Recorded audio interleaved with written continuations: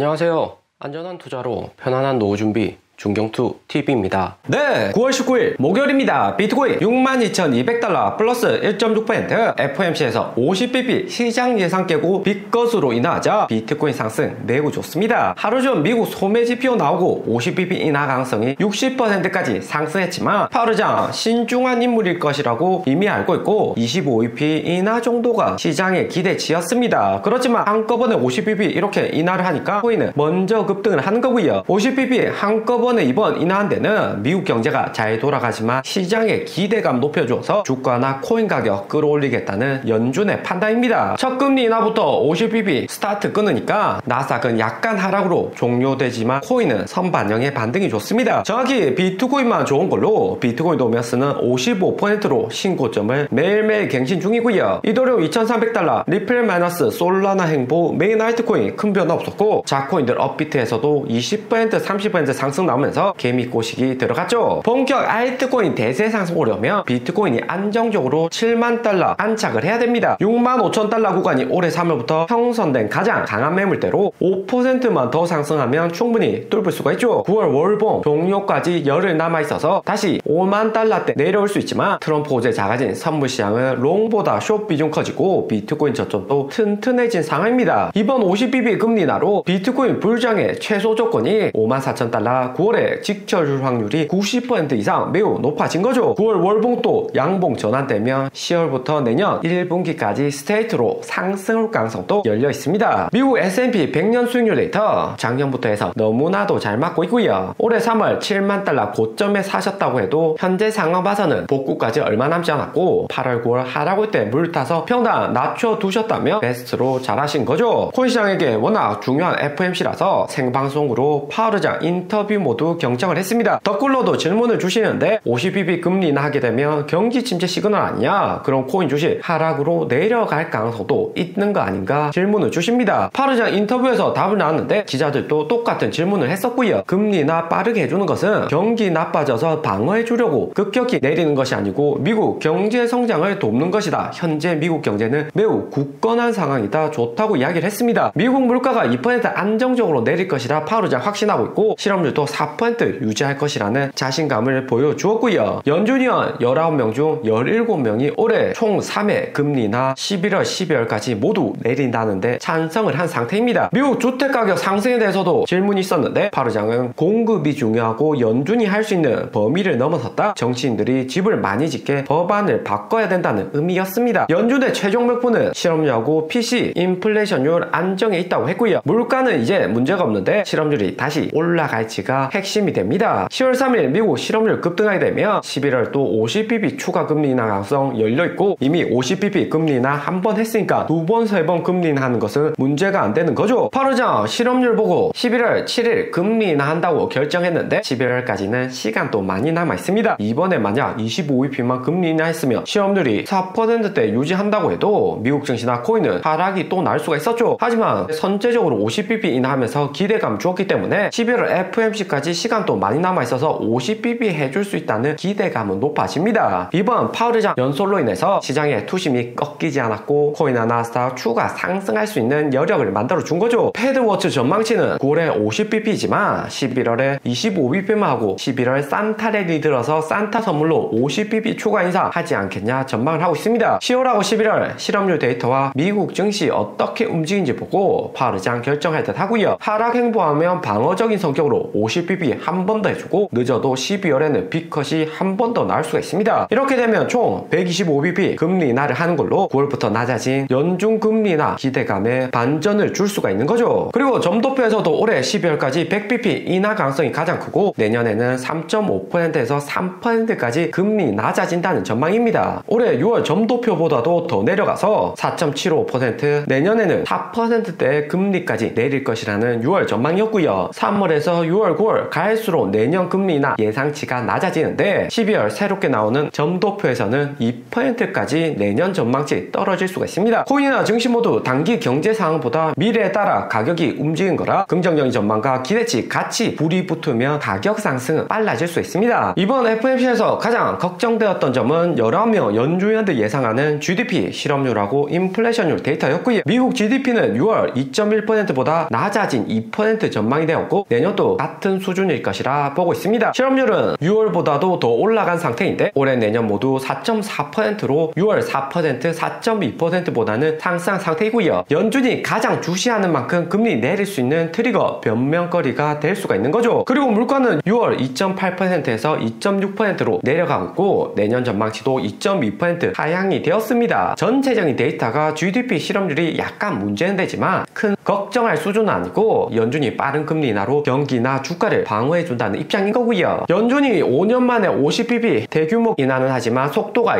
2020년처럼 수직으로 떨어지는 건 아닙니다. 이렇게 급격히 금리 인하할 때는 코로나 금융위기 같은 구간이었고 최소 3년 안에는 미국 증시가 큰 충격 오기는 쉽지 않아 보이고요. 이미 투자자들 큰 위기 겪었기 때문에 현금 보유량 일부 가지고 있고 미리 대비를 하는 등 다수가 이렇게 대비하면 오히려 위기는 안 올 수가 있죠. 8월 전 연준이 가장 이상적으로 보는 금리 인하는 1995년 2월 1일 선제적으로 금리 인하하고 2000년 닷컴 버블까지 불장 왔던 때입니다. 월가에서는 연준이 7월부터 25bp 인하했다면 9월 비커 안 했어도 됐을 거라는 분석이 있고요. 95년에도 보면 금리 고점 찍은 이후 빠르게 금리 인하하면서 5% 고금리 장기간 유지를 했었습니다. 당시 연준 의장은 그리스펜이었는데 1987년부터 2006년까지 20년 동안 연준 의장 재임을 하면서 미국 경제에도 큰 역할을 이끌었고요. 현재로서는 미국 증시가 95년 시나리오대로 움직일 가능성이 매우 높다고 판단이 됩니다. 2000년 닷컴 버블 때도 금리 인하했지만 25bp씩 찔끔찔끔 내리다 닷컴 버블 시장 충격받고 연준도 모든 시나리오 돌려보고 9월 실업률이 4.4% 높은 수치가 아닌데도 50bp 금리 인하 단행을 한 거죠. 경기 위기 오면 안 그래도 50bp 정도가 아니라 100bp, 200bp 제로 금리까지 빠르게 내려 하기 때문에 그럴 필요 없이 연준이 의도적으로 팍팍 금리 인하해서 경기를 부양하겠다는 입장입니다. 하지만 미국 경제가 좋을수록 글로벌 자금이 미국으로만 흘러 들어가니까 신흥국 경제에는 부정적일 수가 있고요. 한국의 삼성전자 새벽 동안 50bp 금리 인하 소식에 장 시작하자마자 마이너스 2% 또 하락하기 시작했습니다. 한국 경제가 세계 10위권 약한 수준은 아니지만 미국 주도의 경제는 몇 년은 더 지속될 수 있고요. 때문에 우리 같은 투자자들도 미국 주식이나 코인을 사지 굳이 한국 주식 사서 하락 리스크 키울 필요는 없는 거죠. 하지만 삼성전자 같은 경우 결코 망하는 기업 아니고 정부 주도로 지켜줄 가능성이 높습니다. 한국민주당에서 9월 24일 금투세 폐지 여부를 최종 토론하는데 안 그래도 매력 떨어진 신흥국 삼성전자 주식 이대로라면 97년 IMF 때보다 더 떨어질 수가 있죠. 민주당은 국민 다수의 바람대로 부동산 가격 지켜주려고 코인이나 한국 증시 자금을 옥죄고 있는 상황입니다. 2027년까지 코인 과세 유예 거절을 하거나 코스닥, 코스피 금투세로 세금을 많이 때려서 투자자들 한국 부동산에 올인하게 만들자는 입장이고요. 쉽게 말해서 대출해서 코인 주식 산다고 주변 사람 부모님께 말하면 난리가 나죠. 이혼하겠다, 큰일 난다부터 평생 못 듣는 걱정 어린 표현 다 들을 수가 있습니다. 대신 영끌에서 강남 부동산 산다고 하면 오히려 칭찬받는 게 한국 경제 상황이고요. 부동산이 한국에서 가장 좋은 자산인 것은 맞습니다. 1950년대 한국 전쟁 이후 계속해서 상승하고 불패 신화 70년째 이어지고 있고요. 하지만 삼성전자 주가가 폭락해버리며 다른 의미로 받아질 수가 있죠. 삼성전자는 한국 경제 30% 넘게 차지를 하고 외화도 삼성전자 가장 많이 벌어오기 때문에 삼성 주가 무너지면 해외에서 자금 빨리 못 끌어오고 부동산도 일본처럼 버블이 한순간에 꺼질 수가 있습니다. 삼성전자 주가 흔들리는데 9월 27일 금투세 폐지 강행할지는 우리가 유심히 지켜봐야 되는 부분이고요. 민주당에서는 이현주 최고위원이 금투세 폐지 반대는 하고 있는데 순수 민주당의 친명 진골 선골 출신도 아닙니다. 한국이나 미국처럼 이당저당 옮겨다니는 행위 좋고 해보지 않는 등